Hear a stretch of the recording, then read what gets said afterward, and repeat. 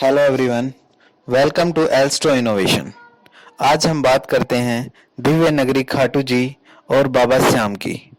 दिव्य नगरी खाटू जी एक ऐसी जगह जहां लाखों लोग, लाखों श्रद्धालु बाबा के चरणों में अपनी अर्जी लगाने आते हैं और बाबा की इस दिव्य नगरी में आने वाले भक्तों के ऊपर बाबा की कृपा सदैव बनी रहती है तथा ये जो संख्या जो है बाबा के भक्तों की, ये बहुत तेजी से बढ़ती जा रही है। दिव्य नगरी खाटू जी जो जयपुर एयरपोर्ट से तकरीबन 80 किलोमीटर और रिंगस रेलवे स्टेशन से 17 किलोमीटर दूर स्थित है। अब बात करते हैं खाटू नरेश तीन बाणधारी मोरवी नंदन हारे के सहारे की। जितने अनोखे बाबा के नाम हैं उतनी ही अनोखी है बाबा की कहानी। कहानी की शुरुआत होती है महाभारत के लाक्षा ग्रह से। लाक्षा ग्रह से बचकर जब पांडव जंगल में आ जाते हैं तो एक रात जंगल में सभी लोग सो रहे होते हैं और भीम जो होते हैं वो उस रात भीम और हिडम्बी राक्षसी का मिलन होता है और उनका बेटा पैदा होता है घटोत्कच।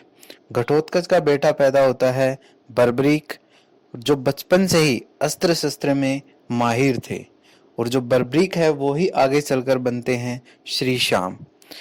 तथा बचपन से ही बर्बरीक देवी देवताओं की आराधना करके दिव्य शक्तियों के माहिर धनी हो गए थे। और जैसे ही महाभारत का जब युद्ध शुरू हुआ तो वो बर्बरीक अपनी माता से युद्ध में जाने की जिद करते हैं। तो उनकी माता उनसे वचन लेती है कि तुम हारे का साथ दोगे, मतलब जो हार रहा होगा उसी की तरफ से तुम्हें लड़ना है। जब ये श्री कृष्ण जी को इस चीज का पता चलता है तो वो स्टार्टिंग से ही तो श्री कृष्ण जो हैं वो एक पंडित जी का वेश बना करके और अपने छल से उनसे शीश का दान ले लेते हैं और बर्बरीक तुरंत अपना शीश दान दे देते हैं। तो उस समय श्री कृष्ण उनको वरदान देते हैं कि तुम कलयुग में श्री श्याम नाम से ही पूजे जाओगे। और आज कलयुग में बाबा के लाखों करोड़ों भगत श्री श्याम नाम से ही उनकी आराधना करते हैं। अब बात करते हैं खाटू जी में। खाटू जी में बाबा श्याम जो हैं वो श्याम कुंड में उनका शीश जो था वो प्रकट हुआ था। तब से लेकर आज तक खाटू नगरी में श्याम नाम का गुणगान हो रहा है। बाबा का सबसे विशेष दिन जो है वो 11 और 11 के दिन खाटू नगरी के अंदर लाखों श्रद्धालु देश के कोने कोने से बाबा के दर्शन के लिए आते हैं। इसी तरह से एक और विशेष दिन होता है अमावस्या, जिस दिन बाबा का स्नान होता है। और इस दिन बाबा के जो दर्शन होते हैं वो श्याम वर्ण में होते हैं। बाकी दिन बाबा के जो दर्शन होते हैं वो केसरिया रंग में होते हैं, क्योंकि बाबा का जो तिलक लगाया जाता है वो केसर का लेप पूरे उनके मुंह पे लगा दिया जाता है। बट अमावस्या के दिन जब उनका स्नान किया जाता है तो वो केसर का लेप जो है वो धुल जाता है।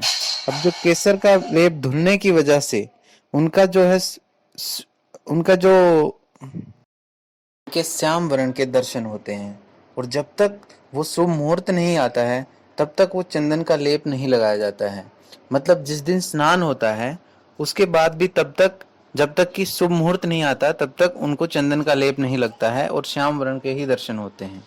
पूरे साल में सिर्फ एक दिन ऐसा आता है जिस दिन स्नान भी होता है और उसी दिन उनको चंदन का लेप भी लगा दिया जाता है, और वो दिन होता है कार्तिक मास की अमावस्या।